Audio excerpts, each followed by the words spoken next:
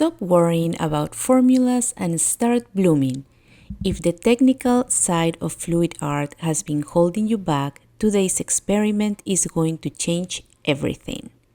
Welcome back to Inktassi. I'm Vanessa, and in today's video I am testing the bloom technique using pre-mixed paints. No mixing colors, no measuring, just blooming. We are testing a pre-mixed pillow versus a house paint pillow to see which one gives us that perfect cell structure. Stick around because the success of this test makes the bloom technique accessible for everyone. If you've watched some of my latest videos, you know I've been testing ready-to-pour paints and I had lots of success with Master's Touch from Hobby Lobby. So I decided to try my luck with the bloom technique. I'm using the ready-mix white paint straight from the bottle as my pillow paint. So far, so good, because it is not spreading out too much. Then I'm layering random colors on top of each other. These paints are thin, and as I put them down, they started to expand. The white mix at the end is my cell activator. This is 3 teaspoons of Australian Floetrol mixed with 1 teaspoon of dry art titanium white.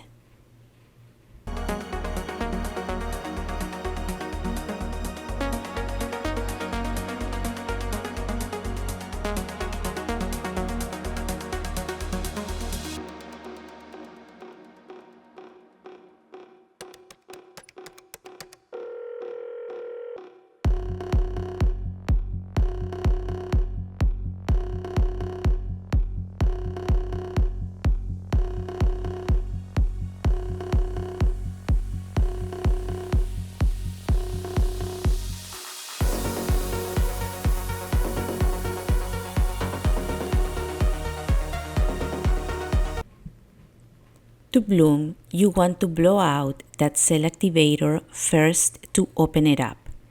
Then blow the petals to the sides. You want to glide the cell activator over the colors. Blow as if you were blowing a feather, not as if you were blowing out a candle. I'm not doing a great job here because I wanted to show you close to the camera and I had to tilt the tile, so my colors are going sideways. Still, I was able to see the lacing coming through.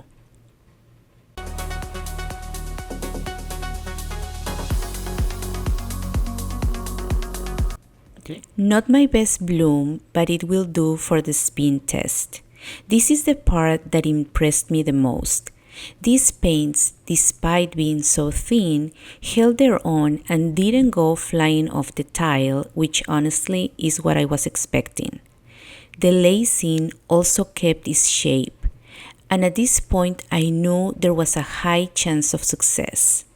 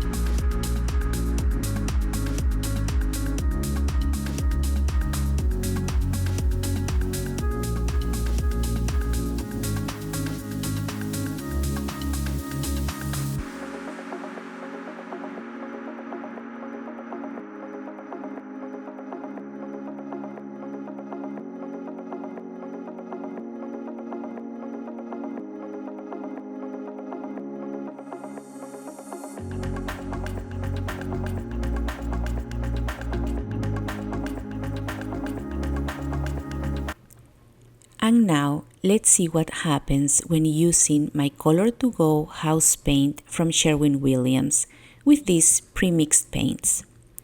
This tile is bigger than the previous one, so about a tablespoon and a half of paint should be enough. And then we just lay down the paints. I'm using the same order of colors as before to make it a fair comparison. If you want a step-by-step tutorial on how I do my blooms and mix my paints, I'll link those videos in the description box.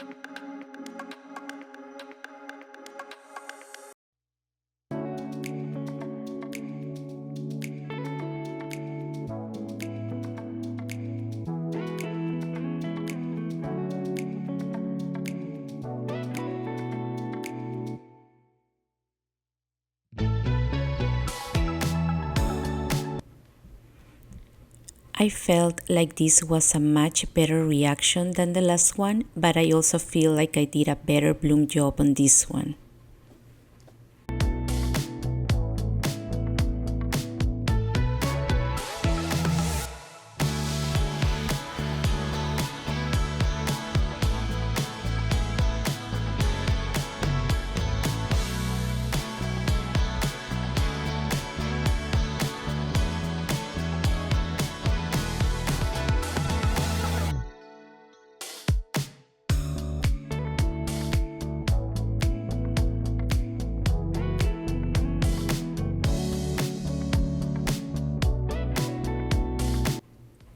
I'm simply helping the paint move by adding extra paint to the empty spots, and also because I didn't want to lose the lacing on the sides.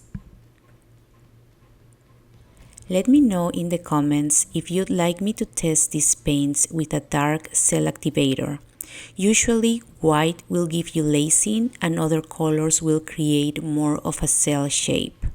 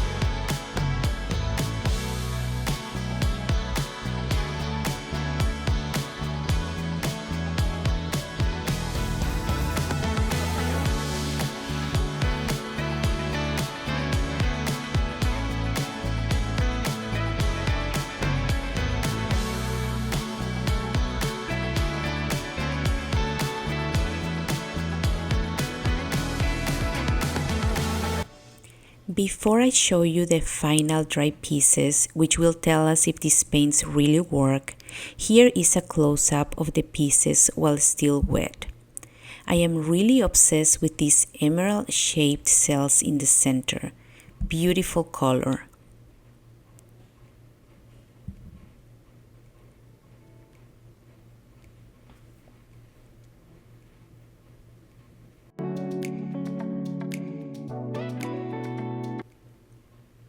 This one, with the house paint as a base, is more structured and has less bleeding than the other one.